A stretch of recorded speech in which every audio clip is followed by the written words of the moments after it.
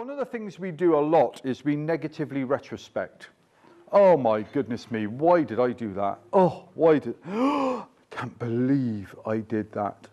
One of the lovely examples that is in my book, and that's not an advert, but she's in my book because it's that powerful for me, is the fact that I had a lady come to see me who wanted to lose a little bit of weight. She wasn't a particularly big lady. She just said to me she felt uncomfortable in her skin and could I help her? And I said, yeah, absolutely. She said, I can tell you what the problem is. I said, you don't need to, because thankfully I'm a solution-focused hypnotherapist and I don't do anything about the past.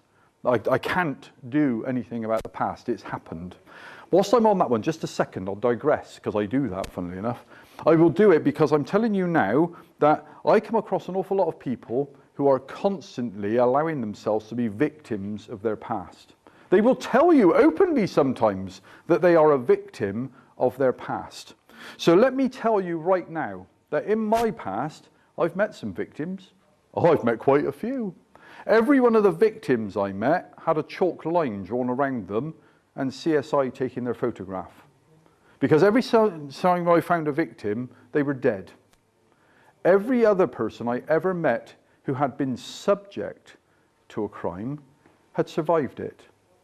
Even somebody who had been the victim of an attempted murder had survived it, or else it had been a murder. They'd have been dead. So whatever you've been through in this room, whatever any single one of you has ever been through, and I have the deepest respect, genuine respect for your history.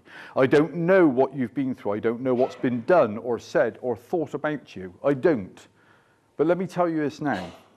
Everything that has ever happened to you from this day backwards, you've been stronger than that because you're sat here now. So whatever you have been through, you are a survivor of your past, and I congratulate you on that, because you've been bloody strong at times. You have been your absolute own hero and heroine at times, because whatever life has thrown at you, you've been stronger than it, because you're sat here. You are not a victim at any time. You are a survivor. And when you start looking at things that way, you are empowered. Because whatever anybody has said, done, or even thought about you in the past, you have been better than that, and you continue to be for as long as you wish. See yourself as a victim if you wish, that's fine, but you better get that chalk out, because you're going down.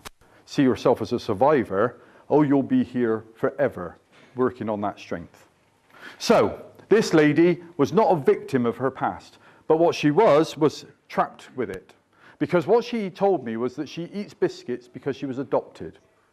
That wasn't the problem. She wasn't adopted to the point that she was so unhappy. She'd had a fantastic childhood. She had been told from day one that mummies and daddies always get what they're given, but her mummy and daddy were special because her mummy and daddy had been able to pick, and they had picked the most beautiful princess in the world. I'm going to choke because it's such a good story. So they had told her that she was their princess. She had had the most wonderful upbringing. She had not wanted for anything. But when she was 6, and she's now 43, she had been playing up, and she'd said to her, said something, and her dad had lost his temper, and he'd said, right you, bed. And she'd got halfway up the stairs, and she turned around and she said, you can't even send me to bed, because you're not my real dad.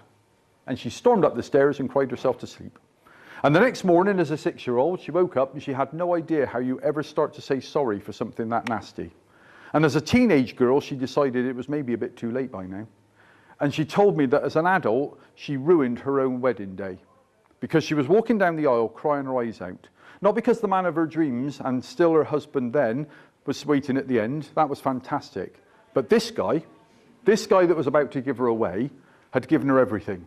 This man had given her a house when nobody else wanted her at all. This man had given her food on her plate, love in her heart, encouragement in everything she'd done, support that she could never measure. And she was walking down her own aisle thinking, how the hell could I have been so nasty to you all that time ago? It ruined her day. And from that moment on, she thought about that every day. And from that moment on, every time she thought about it, she reached for the biscuits. I could relate to that. So I said to her, okay, that's fine.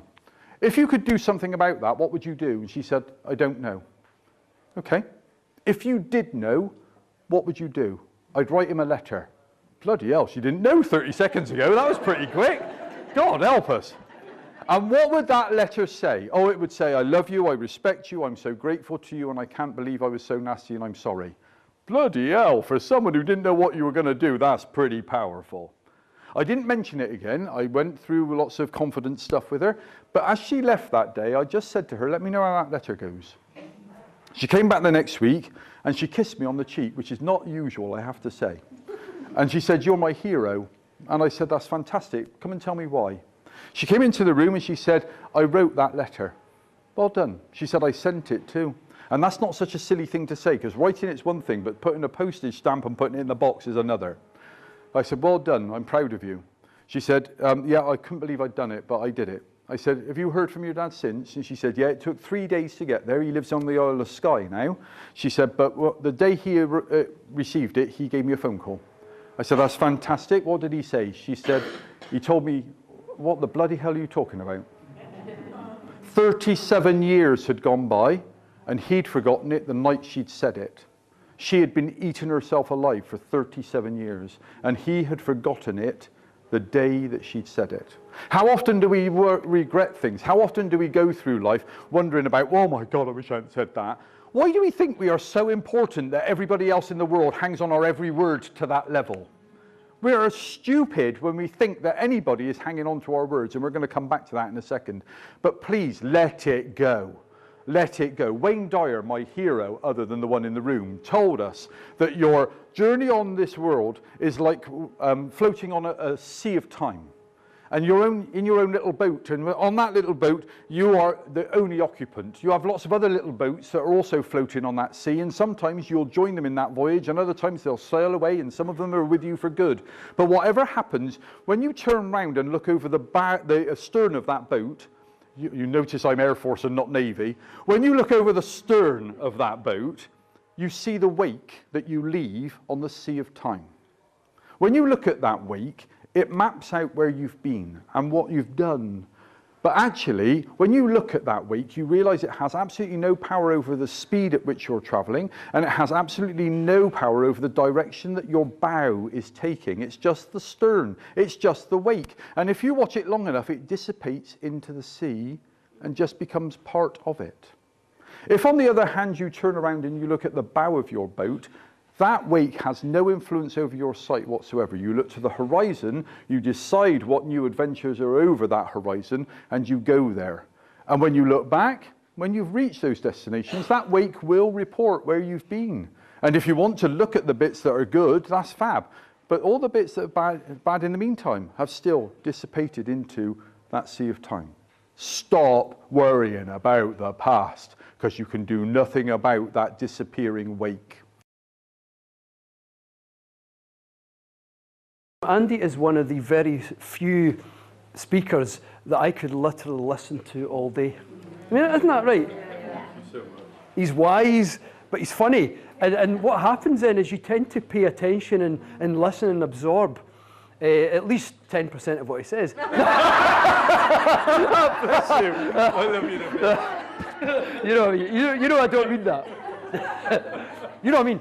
90-10. No, 100. 90-10. But you know, I thoroughly enjoyed. You know, I've came on after a lot of really well-known international speakers, but you're one of the most difficult to come on after, because my feeling when you listen to Andy is, how do you follow that? You know, and I know that you don't think of yourself as that person, but you really are that person. You really are that person most people don't want to go after. Yeah. So now I'm under pressure to crack a few jokes. You know, I only have 4. And I'm thinking I've got 2.5 hours. So if I just make up some rubbish patter, just laugh anyway. Just make me feel better, you know. Oh, wow, what an amazing day we had. First of all, I met you in person, which was nice. I did. Heard so much about Andy. What a lovely guy. He is a really lovely guy. Isn't he just so lovely? I gave him the biggest hug. Oh, did you? Well, he said he loved hugs, so I thought Yeah. I needed to give him a hug. It was just so informative, so uplifting. I'm so pleased I came along. It was eye-opening, certain bits, especially one bit that was eye-opening for me was the depression, how your mind can go in and out of almost like rolling hills, I guess. Yeah. I kind of visualised it as. Yeah. And that's really helped me. And the tools and tips, actually, Yeah. towards the end, the kind of action points, the takeaways are really good. Really good. But he's so funny. He is really so he funny. just made a really complex topic so easy to understand, just layman's terms. You really get it. Yeah. It's so many things that I learned when I studied meditation and mindfulness that it just didn't make any sense at all, but the way Andy explained it, so I really get it now. It's really good to know how the brain works. Yeah, coming from somebody who hasn't studied any meditation at all and is a beginner, Yeah, you're well informed now. I'm well informed now. You can run It's- classes now. Oh, well.